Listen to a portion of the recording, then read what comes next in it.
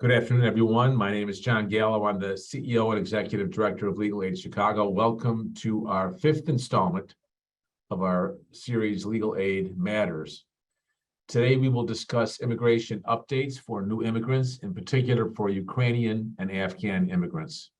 Should be a great program. Now, to get started, I'd like to introduce my dear friend and former colleague from Sidley Austin, Kelly Huggins. Kelly. Hi, John. Thanks and welcome, everyone. As John mentioned, my name is Kelly Huggins. I'm an attorney at Sidley Austin. Sidley's proud of our commitment to pro bono service. Here in Chicago, we have 3 pro bono counsel who are dedicated to supporting our pro bono efforts, and I'm one of those pro bono counsel. Among other responsibilities, I oversee our political asylum and immigrants' rights project. So it's particularly fitting that I would do the introduction for this particular webinar in this series. Sidley's also proud to support Legal Aid Chicago, both sponsoring these webinars and just generally. We feel like we have a vested interest or a personal interest in Legal Aid Chicago's success, because as John mentioned, he is my former mentor and a former colleague at Sidley. I'm happy to introduce our panelists from Legal Aid Chicago today. First off, we have Amina Najib, who's a supervisory attorney in the Immigrants and Workers' Rights project at Legal Aid Chicago. I was really happy to see Amina's name on this panel because we go way back. We were doing immigration clinics together back in 2009. We also have on the panel today, Eduardo Cisneros, who's a staff attorney in the same project, and Claire Yelmas, who's also a staff attorney in the Immigrants and Workers' Rights Project. We're also joined on the panel today by Catherine Vega, who's the Brian Cave Fellowship Attorney in the Immigrants and Workers' Rights Project at Legal Aid Chicago. Without further ado, I will turn it over to Claire to begin our presentation. Thank you. Thanks so much, Kelly, for that introduction. Welcome, everyone. I'm Claire Yelmas, a staff attorney at Legal Aid Chicago. I'm going to get us started today. So today's presentation will be an overview of several different types of status and immigration remedies that might be relevant to a newly arrived immigrant in the United States. Some of these might be a little bit unfamiliar, like, for example, temporary protected status or TPS, or the T visa for trafficking survivors, while others might sound a bit more familiar, like legal permanent resident or LPR status, or US citizenship and naturalization. So on our agenda today, we're going to start with some immigration terms and concepts, just to give you a little context to get started. And then I'll be talking about temporary protected status, or TPS. And then I'll hand it off to Eduardo to talk with us about trafficking and the T visa. And he will hand it off to Catherine to talk about legal permanent resident status and US citizenship and naturalization. And then finally, we'll leave some time at the end for your questions. So some immigration terms. I want first to familiarize you all with some of the agencies that we interface with when we're trying to get immigration relief or status for a client of ours.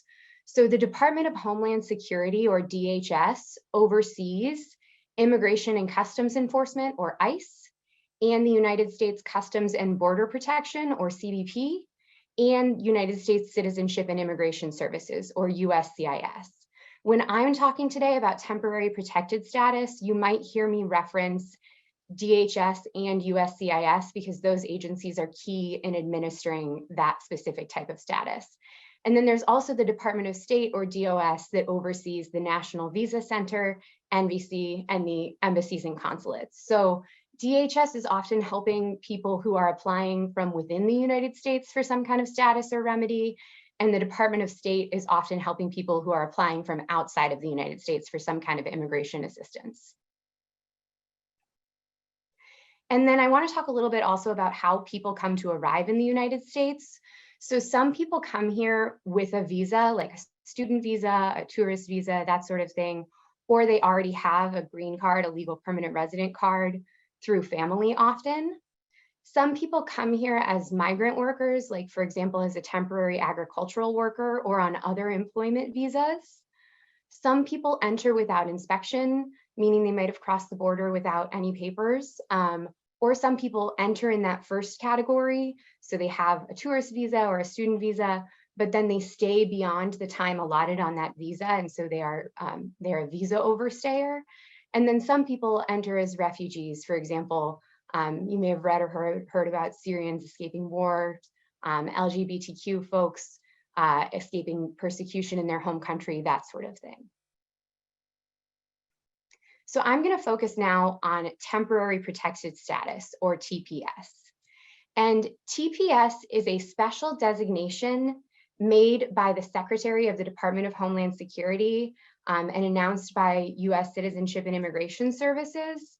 And it's a special designation made country by country. So DHS will designate a country for TPS, and then USCIS will grant TPS to eligible nationals of that country who are already here in the United States.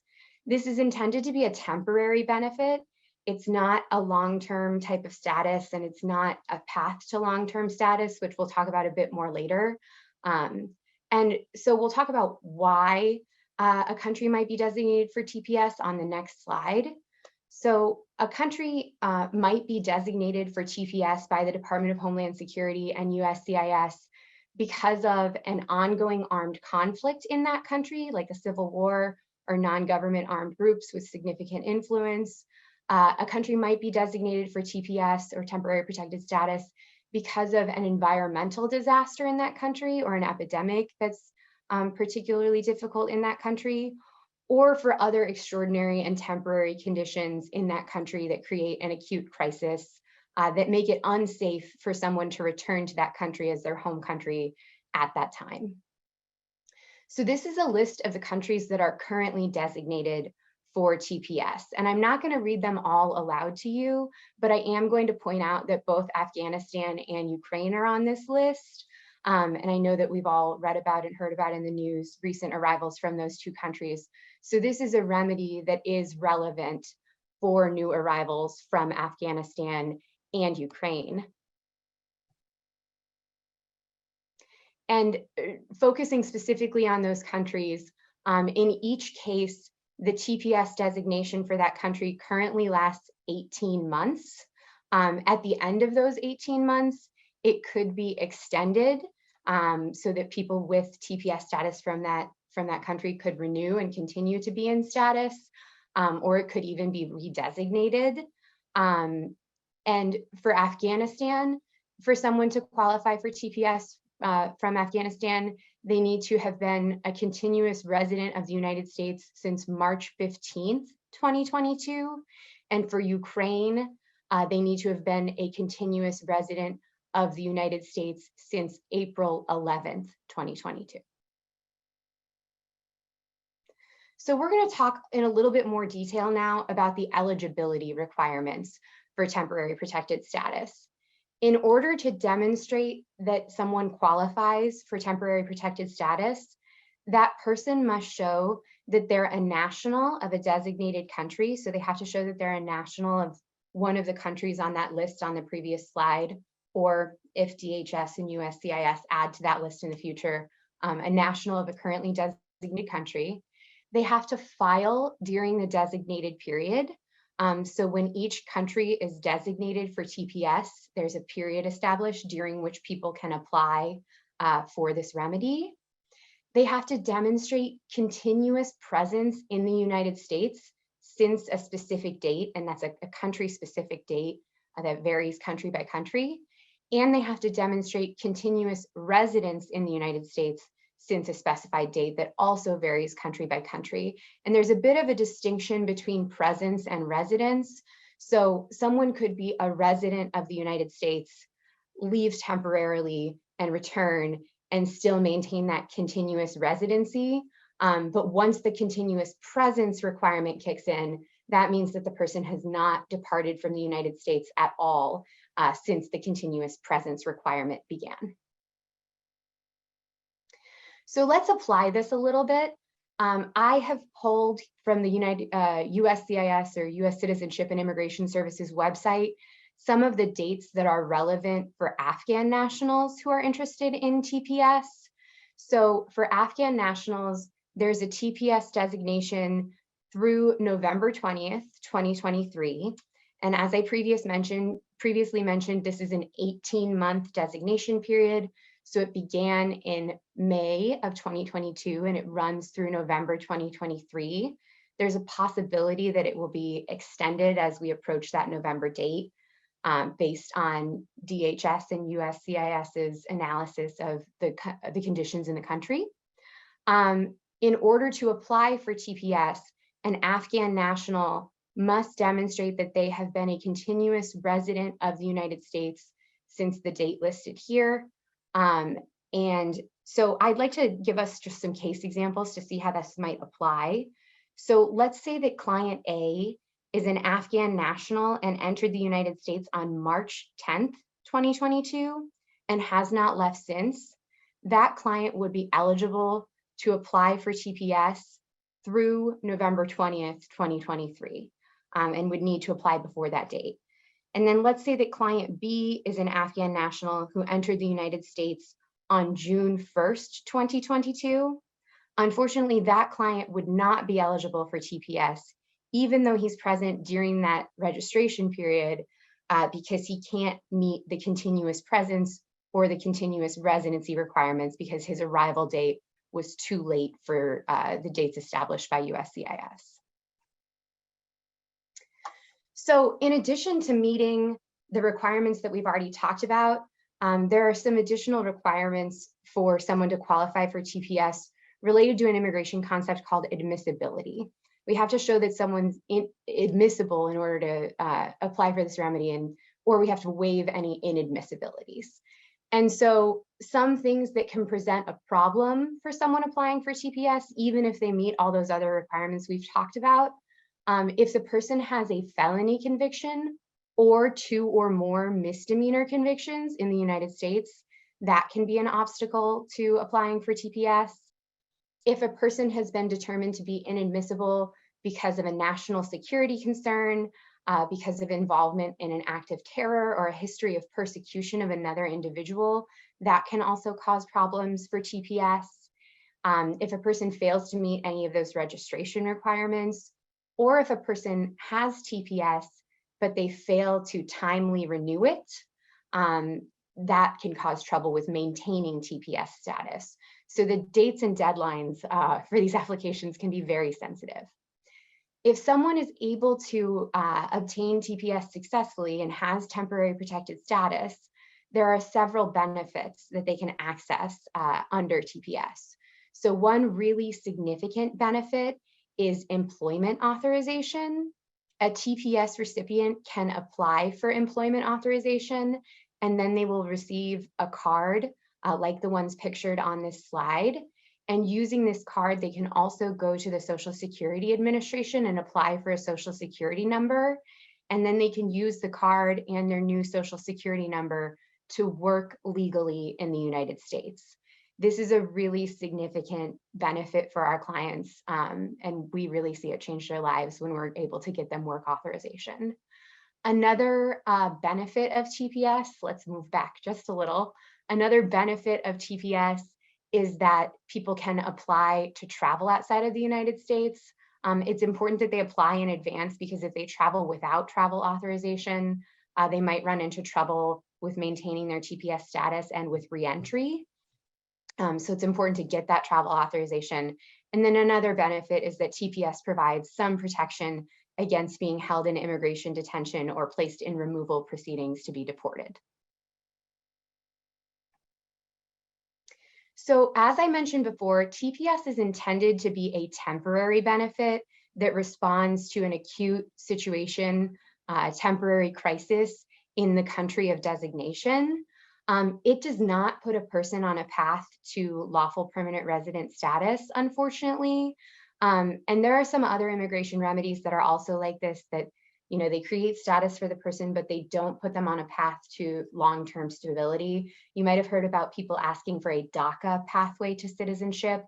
TPS is similar to DACA in that it does not put a person on a path to citizenship or legal permanent residency, at least for now. And the other thing to know about this, though, is that having TPS doesn't prevent a person from pursuing some other type of immigration remedy along with temporary protected status.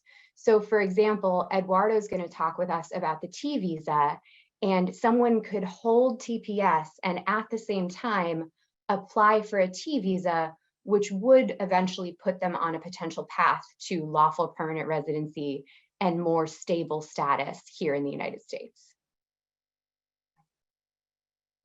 Legal Aid Chicago can help clients who qualify for TPS. And especially, I know that we've been focusing today on Afghan and Ukrainian nationals. So an Afghan national who has been admitted or paroled into the United States is eligible for our services. And in fact, we recently received a grant that focuses on this group. So we would love to talk to people who are looking into that sort of case. And then a Ukrainian national who has been admitted or paroled into the United States may also be eligible for our services. And again, we'd be happy to talk with them and evaluate their situation to determine if we might be able to help. So there'll be contact information at the end of the presentation. And if you're talking with someone and you're thinking back on this and thinking it might be a fit, please be in touch with us. And now I will hand it off to Eduardo to talk with us about T visas. Thank you. Thanks, Claire. Hi, everyone. My name is Eduardo Cisneros. I'm a staff attorney in IWR's Trafficking Survivors Assistance Program, or TSAP for short. So what is a T visa? So a T visa is a visa specifically for survivors of human trafficking. And unlike TPS, which Claire just talked about, the T visa isn't temporary. Once you receive it, it's valid for 4 years. And like similar to TPS, you are also granted work authorization, so you're able to work during those 4 years, and which is extremely helpful for our clients, for survivors of human trafficking, because now they're able to attain a stable job and begin to kind of stabilize from their trauma. T visa recipients are also eligible for social services. So like mental health services, case management, Medicaid and SNAP, food stamps as well. And another important benefit is family reunification. So T visa recipients are able to apply for their family members and have them join them here in the United States, which is, again, very important because it helps with their stabilization. And lastly, just one more thing. I think Claire mentioned it also in her presentation, but the T visa is a pathway to lawful permanent residence and eventually citizenship. So here are 4 of the issues that we've identified that happen like at the border that are related to human trafficking and affect new arrivals. So the first one is that these individuals, survivors of human trafficking or new arrivals in general, are highly vulnerable. They are leaving behind their home. They're leaving everything behind. They're often traveling with all their important documents. They don't have a foot here in the United States, or like any sort of they're not established here in the United States. So it's like the first time visiting. So they're extremely vulnerable, and what we've seen at the border is a lot more minors coming through, often on their own. And you might ask yourself, well, why is that so? Why aren't the parents there? But what we've seen happen is that there is an expense, there is a cost to making that journey to the border, to coming into the United States, and often doing so on their own they don't have that much success, and so they often have to confide in a smuggler or a coyote to help in that journey, or at least somebody that knows that might be able to help them enter the United States. And so there is a cost to that, and so the family often can't afford to pay for everyone, and so they at least want to have their children be safe. And so that's why sometimes you'll see minors traveling by themselves. But of course, given that they're minors, they're even more vulnerable, even just the fact that they're traveling alone. And individuals will take advantage of the fact that that they are minors, and they'll maybe even make promises of helping them connect to their family here in the United States, or helping them enter. So it is very scary for minors to be traveling on their own, and we've seen coyotes and smugglers kind of either like take them under their wing, or make promises that they'll help them, enter the United States. And sadly and unfortunately, we've had clients who were both minors and adults who had hired a smuggler or coyote to help them enter the United States, and then they are, unfortunately, the coyote smugglers, they'll then sell these individuals to a human trafficking ring or cartels, who then eventually force them to into labor trafficking.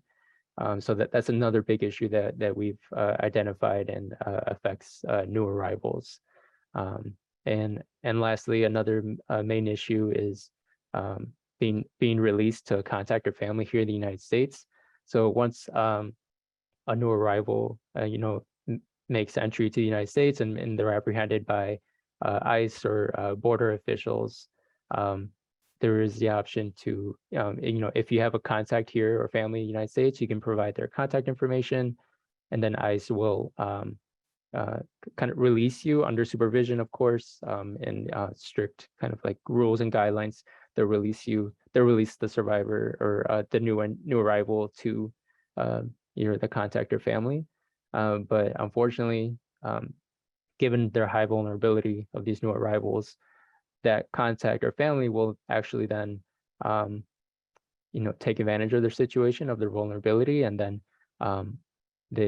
we've had clients who have been forced to work without pay, or having to surrender all their earnings to that contact or family member. And that contact or family member says, so, well, if you don't continue working or handing over the money, we'll deport you to ICE, we'll report you. And given that the new arrival knows that they're kind of under the responsibility of this person, and that they're vouching for them, that they're sponsoring for them, in the eyes of ICE, that then they feel that fear even more. So there's very, very high vulnerability for new arrivals. So now I'll move on to the eligibility requirements for the T visa. There are 5. I won't go over each, or I won't read these off right now, because I will be going over them individually in the next slides. So on the next slide, the first requirement is you have to be a victim of a severe form of trafficking, and to make that determination, you'll see on the slide the red boxes, and this is the AMP model that we use, the AMP, and it stands for action, means, and purpose. And so what you have to show for this first requirement is that the trafficker did one of these actions, so recruited, harbored, transported, provided, or obtained the survivor of human trafficking through the use of force, fraud, or coercion. You only need one, excuse me, and that they did that for the purpose of involuntary servitude, debt bondage, slavery, or commercial sex. So I'll give an example, because this can be pretty complicated, and there are a lot of details. But to give an example for new arrivals, you can say that that a trafficker recruited a new arrival, whether at the border or upon arrival in the United States, through fraud. So they can promise, the trafficker knows that this new arrival doesn't have a job yet, and that they need money, of course, to survive. So they'll promise them that they'll offer them a job, the 40 hours of work every week, 2 days off, a certain amount of pay per hour. And so that's kind of how they recruit them, because of course the new arrival is like, okay, this person's being nice, they're offering me a job, and so they begin to trust them. However, once they're kind of like under the control, like, so say the trafficker's like, oh, I can also, you can stay with me, I won't charge you rent, That way, you can get work, you can get started with your job, and once you have enough money, then I'll help you find a place. So the new arrival moves in with the trafficker, and then the trafficker starts charging them rent. They're like, oh no, now you owe me rent, and it's going to be $500 a month, and which is unreasonable for like the space that they're living in, which is usually just like one room, or it may be somewhere in the basement where there's like no bathroom. So very poor living conditions, but yet they're being charged $500 a month. And then they'll start charging them for electricity, water, any food. So they start keeping a tally of all these expenses. And so it creates like a debt. And so, and the trafficker keeps expanding on it, increasing it. And so now there's this debt bondage where there's a debt that the new arrival has to pay, but the trafficker keeps increasing over and over, and it's like never ending. So it's never ending cycle. So that's an example of human trafficking for a new arrival. The second requirement is reporting to law enforcement. And basically the survivor needs to report to a law enforcement agency, which can be local, state, or federal. FBI, for example, that's one that we use often. And it is important to note that in order to apply for the T visa through USCIS, you do not need an official investigation or prosecution to happen. As long as the survivor makes a report and requests an interview with the law enforcement agency, then that meets the requirement. There are two exceptions for the reporting requirement, because reporting is very traumatizing for our clients, because they have to not only speak to a law enforcement agency, but they have to explain in detail their experience of the human trafficking experience, whether that was labor trafficking or sex trafficking. But the two exceptions are if you're a minor at the time of victimization, and or if you are experiencing extreme physical or psychological trauma. The third requirement is you have to be present in the United States on account of human trafficking. And so I created this visual to show that whatever the reasons are, they have to be tied to the human trafficking. And so one way to show that is demonstrating that you're receiving services to stabilize from your trauma from the human trafficking. And there are many organizations out there that do offer these services. So that's one way. And another way is pursuing a legal remedy through the U.S. courts, which can be facilitated by the law enforcement agency that you're reported to. And also, lastly, it's important to note that the survivor can't have left the United States after the trafficking, because then they'll be considered that they are no longer here in the United States. Even if they re-enter on their own terms, they need to have been here because of their trafficking. The fourth requirement is the survivor needs to show that they would suffer extreme hardship if removed from the United States. And one way to show that, similar to the last requirement, is that they are receiving services to help recover from their trauma from the trafficking. Another way is to show that they're fearful of harm by their trafficker if they're to be returned to their home country. Oftentimes, traffickers have a lot of influence and power in their country of origin of the survivor, and do make threats against their family members back home or their loved ones. And another way is to show that you can say that the survivor needs access to their attorney to obtain justice against their trafficker. And the last requirement is that the survivor needs to be admissible to the U.S. So similar to what Claire mentioned in her presentation, the survivor can have like no negative events, whether that's convictions or prior deportations, kind of on their record that would weigh against them in USCIS approving their application. However, the survivors can seek a waiver, which is like asking for forgiveness, like a pardon for those negative events. But those, I guess that's a little more technical, but there is a possibility to have those pardoned. And so yeah, so that was an overview of the T visa and how and the border issues that can affect new arrivals. And so the CLE code for today for this presentation is KW4795. And again, that is KW4795. And now I'll pass it on to Catherine, who will give you a brief overview of the more permanent immigration applications. Thanks, Eduardo. So earlier today in the presentation, we've heard about TPS from Claire, which is a temporary benefit. And then Eduardo has just described the T visa, which puts survivors of trafficking on a path to residency. So now we're just going to do a brief overview on those more permanent immigration options like residency. And I'm aware that many people in the audience might be immigrants themselves, or they might have relatives who are immigrants. So the goal is just to give a brief overview for people who are unfamiliar.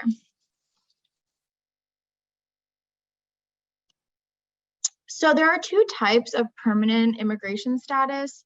There's legal permanent resident, or as it's referred to as LPR, or US citizenship. So just as a reminder, and as Claire discussed, TPS does not qualify someone to become a legal permanent resident. It's a completely separate path. And so in order to even get to the legal permanent resident path, you need to be on some sort of visa or have some other basis to be put on the legal permanent resident path. So for legal permanent residents, they have a green card, which has to be renewed usually every 10 years. They do have permission to live and work in the US permanently, but with the caveat that they can be deported given certain criminal history, and we'll get more into that later. And then they're eligible to apply for citizenship in 3 or 5 years, depending. And again, we'll talk more about that later. Citizenship is the naturalization process. It gives you the full rights of a US citizen, so you have a right to vote and everything that comes along with that. Unless you're born a US citizen, you have to become an LPR first, and then we get your citizenship later. And in that process, there's also a testing component, and there's also an English component to that as well, although there are some exceptions for older individuals. So here is a green card. Recently, the government has taken steps to make the green card very secure and difficult to copy, much like a passport. So this is a very important document. Most are valid for 10 years with some exceptions. And it's something that you have to stay on top of and make sure that it's renewed. You also are supposed to carry it with you at all times if you're a legal permanent resident. So if you're a legal permanent resident, the green card is an incredibly important document. And that's one of the differences between being an LPR and being a citizen, is that you have to, mind this card. In contrast, this is a certificate of naturalization. This is what you'll submit to get a passport or to update your citizenship status at the Social Security Administration. It could also have different uses. For example, in certain immigration filings, your relative might need to submit your naturalization certificate so that you can petition for your relative to come and show that you're a citizen, and that's going to be their path into the United States. So it is a very important document, but it's not something like the green card that needs to be carried around at all times and renewed every 10 years. And so that again shows this distinction between LPR status and citizenship status. So diving more into that, I just wanted to discuss the benefits of adjustment. So some people might be here with a visa legally, and they may be eligible even to work. And so you might wonder, why adjust? If you have a visa, that means that you're not going to get deported and you can work. So there are many benefits to obtaining LPR status, some of which are listed here. So absent some new criminal history, you're very unlikely to be deported. You can leave the country with some restrictions on the length of time that you can be away. So, people can visit home, they can travel on short trips. They can also petition for certain family members to come to the United States, and they get access to more public benefits. I say more public benefits because actually in Illinois, certain victims of crimes are eligible for a specific type of public benefit, but in general, being an LPR opens you up to more. So compared to a visa, and especially compared to being undocumented in the country, there are so many benefits to becoming a legal permanent resident. And then finally, getting to naturalization. So once you're an LPR, naturalization should be on your radar. So in general, it takes around 5 years to get to that point. If you're a spouse of a US citizen, or if you're applying for citizenship based on the Violence Against Women Act, you might be able to naturalize after 3 years, which shortens the timeline a little bit. There are some general requirements, like you have to be 18, you have to take an oath and swear allegiance, and you have to have what's called good moral character. Good moral character is typically referring to your criminal history and your background, and there can't be anything in your background that shows that you don't have good moral character, generally going back around 5 years, but possibly longer depending on what's in your history. There's also a testing component with the civics and an English portion. There are exceptions to the testing requirements. So if you're an older LPR and you've been in the country for a very long time, you can possibly take the test in your native language and the English requirement is waived. Similarly, if you have some sort of neurological condition that makes you completely unable to retain information to take the test, then you can get a waiver through your physician. And then finally, if you have some other type of disability, there are just more general accommodations that you can get to facilitate you taking the exam. And so just to go over the benefits of naturalization, obviously you have the full benefits of being a US citizen, but compared to LPR status, getting the right to vote is a big one. No restrictions on spending time out of the country is another big one. Deportation at this point is functionally impossible. There are very rare circumstances of denaturalization, but that's usually reserved for cases of extreme fraud in obtaining the immigration statuses that you did.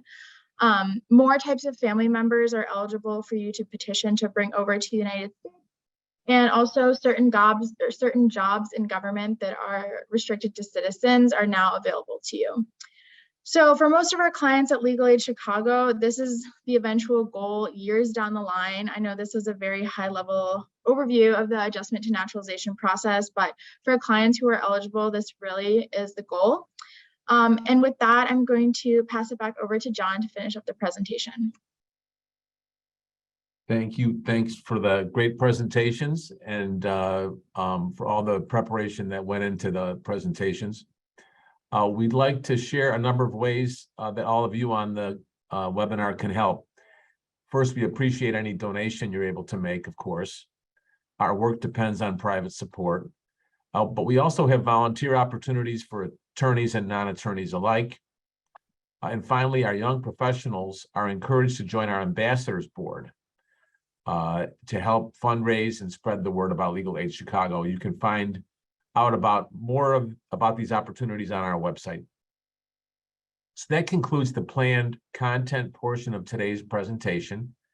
In a moment, we'll start the Q&A. Before we do, a quick reminder to use the link in the chat to obtain CLE credit and to give a course evaluation. And then please join us next week for the final session of our webinar series, which is focused on evictions. The panelists are here and will remain to answer your questions, which you should type into the Q&A at the bottom of your screen. I think we already have some good questions that have come in, and I think Amina is going to handle the fielding of the questions. And so with that, I'm going to pass it over to her. All right, thanks, John. Hi, everyone. I'm Amina. I'm going to lead us through the Q&As. We already have a number of great questions.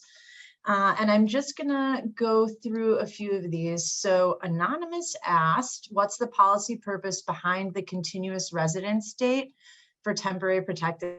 So as you might recall, there's that key date where a national of a country had to be in the US to qualify. And I would guess that the policy consideration there, because TPS is designed to provide a safe harbor to nationals of a country who are currently present in the US and whose return would put them in harm's way, that's the policy consideration. They're putting an end date on it, right? So they're saying, if you are currently here as of X date, then we will protect you and we will not return you to an unsafe country. The other, I guess, take on that is to dissuade nationals from a country from hearing about TPS. Our government is always concerned about people kind of rushing the border, as you are very aware. from the news. So it's a way to kind of dissuade people from thinking like, oh, I can, come to the US, make this difficult voyage and get TPS in future. I don't know if anyone had any follow-up to that answer. All right, then I will move along. So Elizabeth asked, what exactly makes a person a national of a given country?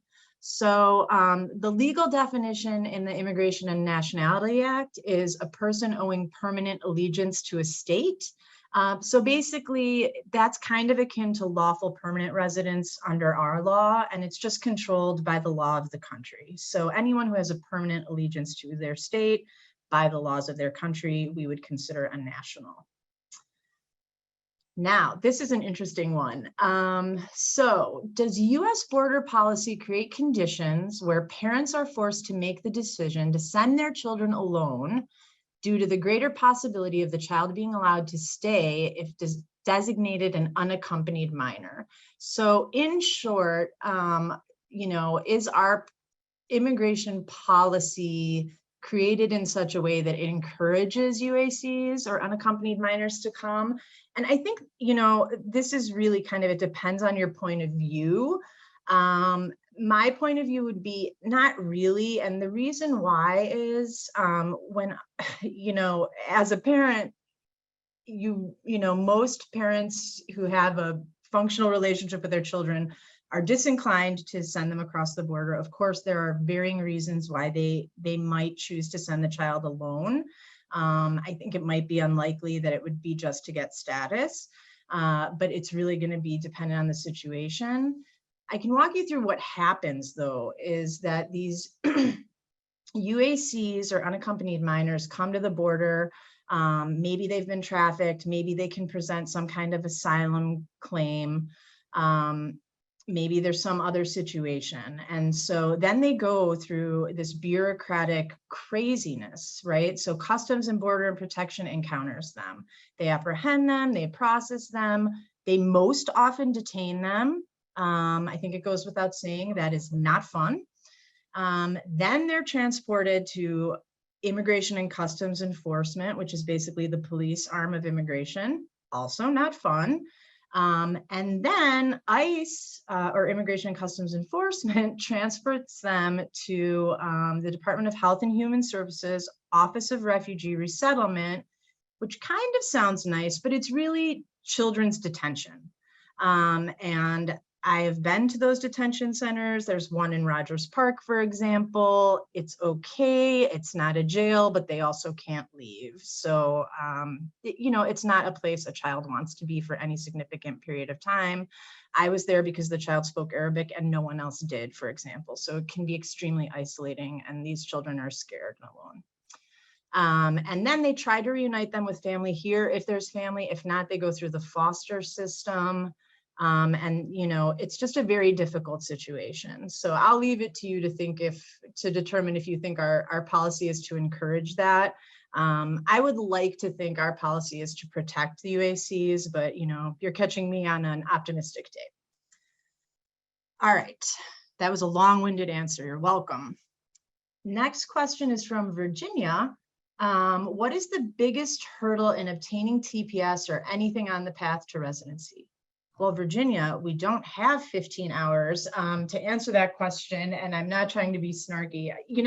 The answer really depends on what kind of status the person is seeking. I would say generally in immigration, the biggest hurdle for people that aren't coming through kind of normal channels, or I guess easier channels, like they're coming into the country, for example, as the wife of a US citizen, and they're processed at the consulate and they enter as a resident, right? If you're talking about more vulnerable populations, the biggest hurdle is getting to the US. The biggest hurdle is overcoming trauma, overcoming financial issues, to just be here. And then legally, all of it is dependent, and TPS is a good example. Were you in the right place at the right time? Do you fit within these very specific parameters of immigration law? So to some extent, honestly, it's a matter of luck. I can't tell you how many times I've had to tell a client, you know, you're ineligible and I don't see an option because of one date, right? One day's difference, some minor misdemeanor that results in a huge issue with admissibility. So there's a little bit of luck involved, and then our job is to try to make the best argument we can for people. Let's see, then it looks like Karen, are there any faster paths to citizenship or LPR status for Afghan or Ukrainian folks? Are we seeing trafficking of these populations? Faster paths to citizenship. So I'm a little outside of my area of expertise on Afghans, but due to our new grant, I am going to be an expert very soon. Afghans do qualify for LPR status or green card status within certain specific parameters under like a specific act for Afghan nationals. We haven't seen that come through for Ukrainian folks just yet. We're just kind of waiting to see how the administration handles these cases. And then I'm going to go ahead and let Eduardo answer the trafficking portion of this question. So Eduardo, Karen wanted to know, are we seeing trafficking of Ukrainian and Afghan populations? I guess I can only speak for, I guess, our organization. We haven't as of yet, as far as I'm concerned. But I wouldn't be surprised if other organizations around the nation have, given that they are highly vulnerable. As I kind of mentioned, for new arrivals, I think coming to a new country and not having a job, for instance, or trying to get started, get stabilized and establish yourself here in the United States, I think they're in a position of high vulnerability, and traffickers often take advantage of those instances, and the traffickers don't discriminate against anybody. Even U.S. citizens are trafficked as well. Great, thanks, Eduardo. Dennis asked, how far out from the 10-year green card renewal period should a person begin the process? So the green card itself expires, the status does not. So many people are confused about that. If you're a green card holder, you are a green card holder until you willfully abandon your status, usually by staying abroad for too long. 6 months or more creates a rebuttable presumption of abandonment. 1 year and you're in some trouble, or you're deported. So you do something to place yourself in deportation proceedings. So if you don't leave for too long or get into a little bit of a mess that would put you in deportation proceedings, you're a green card holder forever. It's just that that card, the evidence of your status, expires. And when you would renew is really dependent upon the processing times that USCIS posts. But I would say right now, 1.5 years. It's also at that point, what I would usually say to someone is, hey, why aren't we applying for citizenship? Not everyone wants to, but most people do for the reasons Catherine discussed. So usually the best bet is just to file for citizenship, unless there's some reason that would get them into more trouble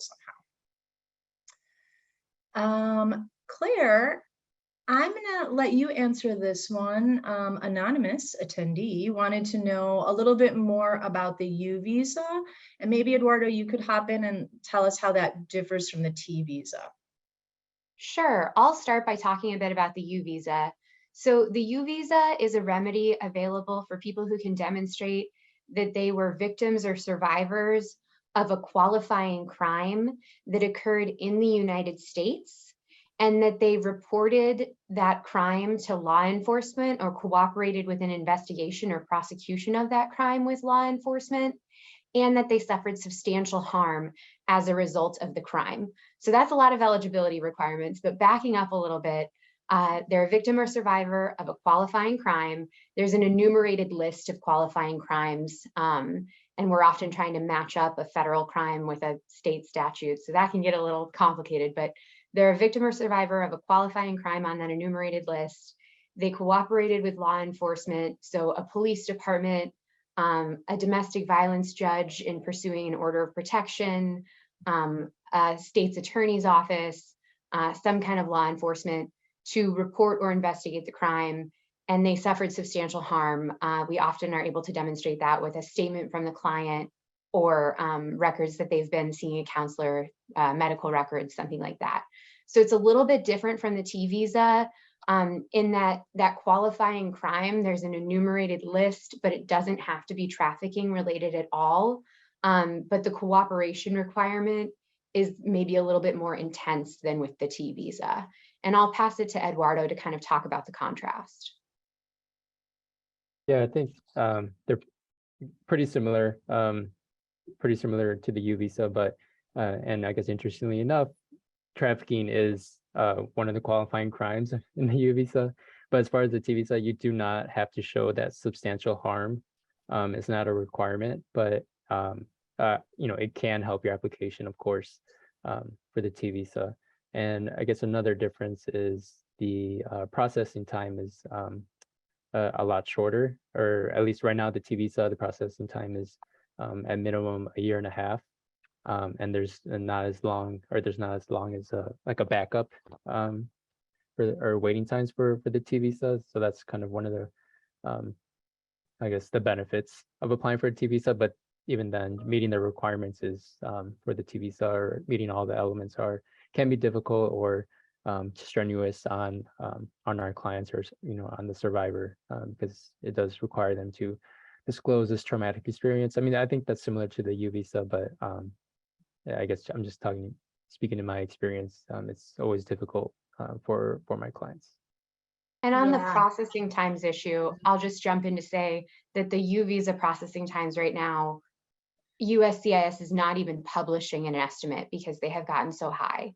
They're publishing an estimate of how long it will take your client to get employment authorization in advance of receiving the U visa, but they're not even publishing a case processing time for that final U visa adjudication because the processing times are so high. We're seeing 6-7 years. It takes a very long time.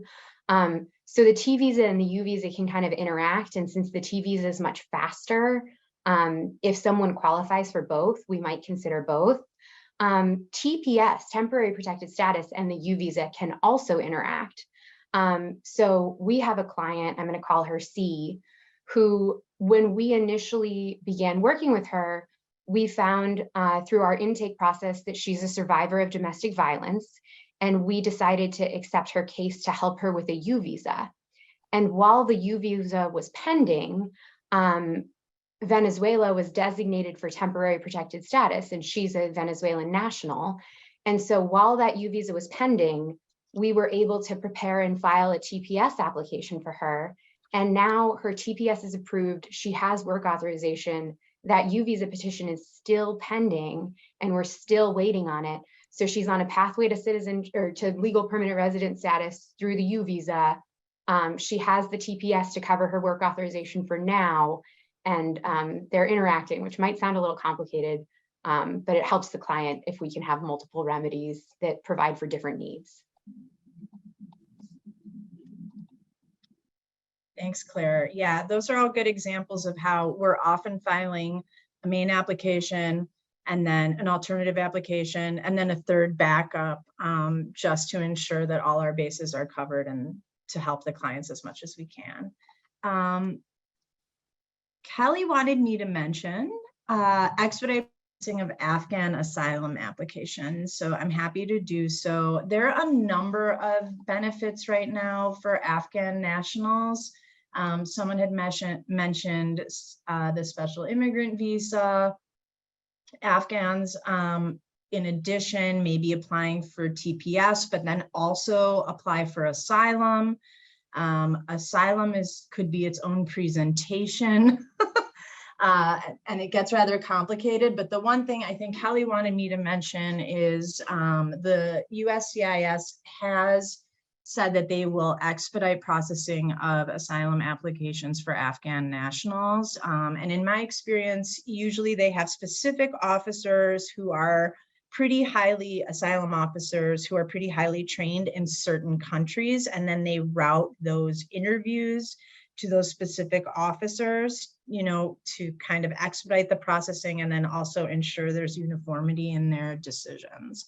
And then, of course, if for some reason that asylum application, that affirmative application would be denied by USCIS, the person would get a second bite at the apple, so to speak, in immigration court proceedings. Some people go right to proceedings if they were detained at the border and put in proceedings. So let me just see if there are any other questions that I overlooked. I don't think so. I don't know where we are on time, John, so maybe I'll pass it back to you. Amina, we are precisely where we want to be on time. 2 minutes to 1. So, Amina, thanks for answering those questions. Thanks to all of our panelists. Thanks to all of you for joining us, and we'll see you next week when we talk about housing and the eviction crisis. Have a good week. Bye, everybody.